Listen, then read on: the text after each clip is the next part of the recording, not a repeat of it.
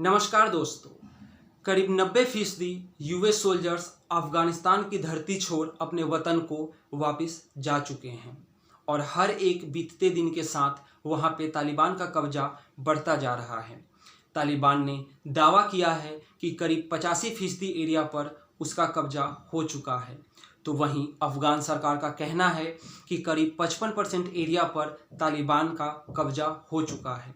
दोस्तों, ये वर्तमान स्थिति है अफगानिस्तान का।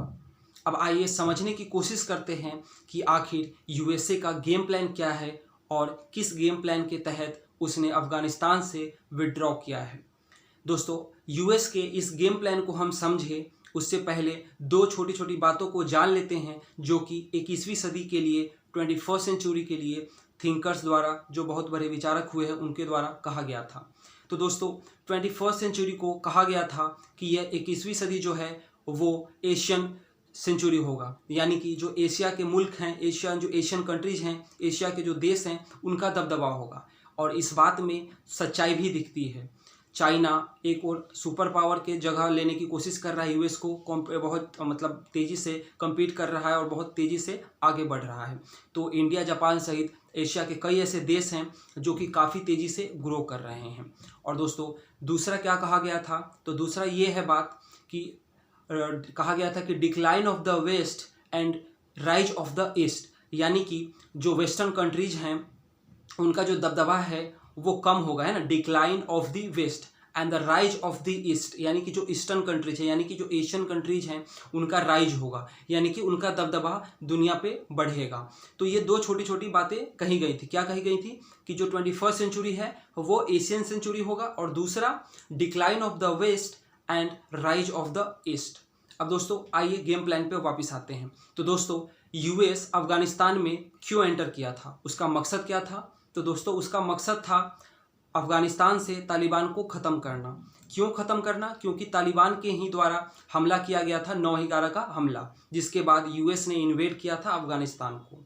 तो दोस्तों, उस वक्त यूएस आया था तालिबान को जड़ से ख़त्म करने, लेकिन आज जब यहाँ से उसने विड्रॉ किया है तो क्या उसका मकसद पूरा हुआ है? तो दोस्तों, इसका उत्तर है बिल्कुल नहीं, क्योंकि तालिबान पहले से भी कई गुना ज़्यादा मजबूत हो चुका है। तो यूएस का ये मकसद पूरा नहीं हुआ है। जब दोस्तों इस पूरे अफगानिस्तान के इस क्राइसिस को लेकर जो बाइडन से पूछा गया प्रेस कॉन्फ्रेंस के द्वारा कि आपने क्यों विड्रॉ किया या फिर आपका पूरा प्लान क्या है, तो उन्होंने क्या उत्तर दिया? उन्होंने उत्तर दिया कि हम अफगानिस्तान में जिस मकसद से गए थे, हमारा वो मकसद पूरा हो चुका है और हम वहाँ पे नेशन बिल्डिंग के लिए नहीं गए थे। ये अफ़गान लोगों का काम है कि वो देश को किस तरीके से आगे ले जाना चाहते हैं, प्रगति के रास्ते पे ले जाना चाहते हैं। ये हमारा काम नहीं था और हम ये करने गए भी नहीं थे, और जिस मकसद से हम गए थे हमारा वो मकसद पूरा हो गया। तो दोस्तों, क्या मकसद था यूएस का? तो दोस्तों, यूएस का मकसद ये था कि वो अपने ऊपर आने वाले समय में अटैक ना होने दे।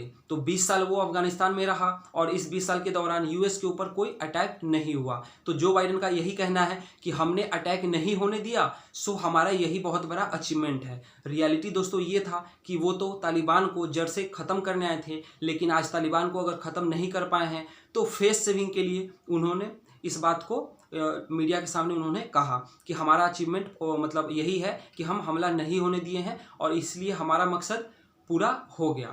अब दोस्तों, आखिर जब वो तालिबान को ख़त्म नहीं कर पाए तो फिर वापस क्यों गए? तो दोस्तों, इसके 3 मेन कारण हैं। समझिए इस कारण को।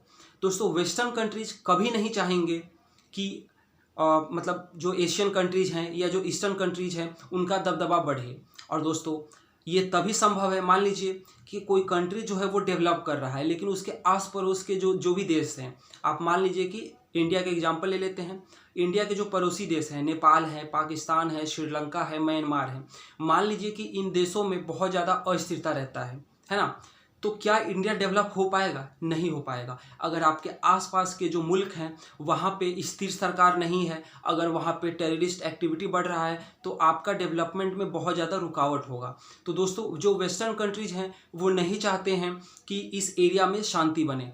तो अब जब वो अफगानिस्तान से वापस गए हैं तो अब तालिबान से भी बात करने को तैयार हैं। जो वेस्टर्न कंट्रीज हैं लाइक यूके, यूएसए, उनका कहना है कि तालिबान अगर पावर में आता है तो वो तालिबान से भी बात करेंगे, यानी कि इनडायरेक्टली वो तालिबान का सपोर्ट कर रहे हैं, क्योंकि उनको पता है कि अगर तालिबान पावर में आएगा तो इस पूरे रीजन में जो शांति है उसके ऊपर बहुत बड़ा एक खतरा होगा।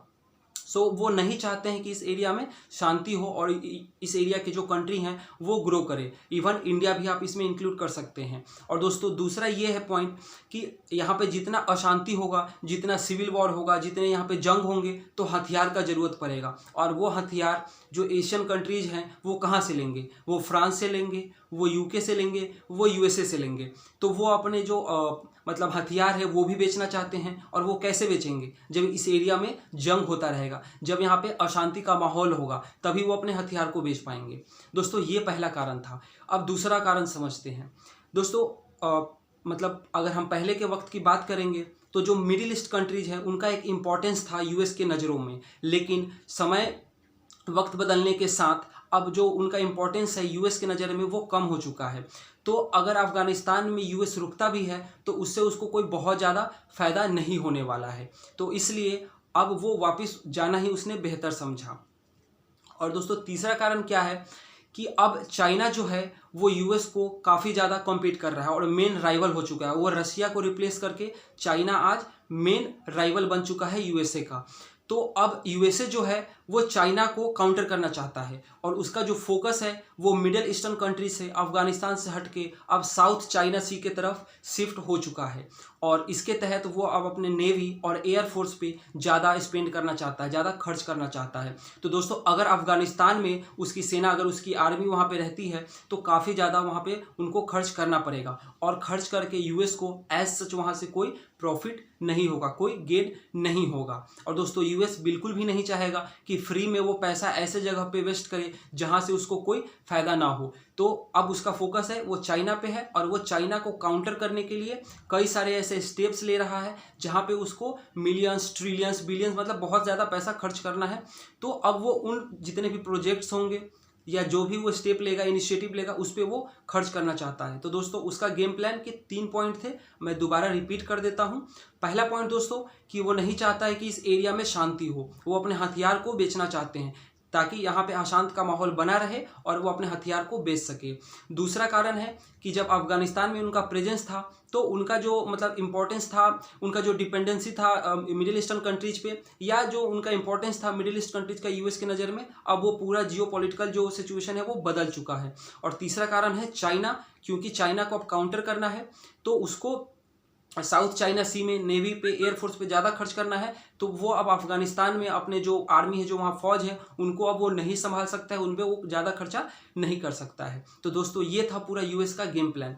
आशा करता हूँ कि आपको ये वीडियो पसंद आया है। दोस्तों वीडियो को ज़्यादा से ज़्यादा लाइक कीजिए, कमेंट कीजिए, शेयर कीजिए और चैनल को सब्सक्राइब जरूर कीजिए।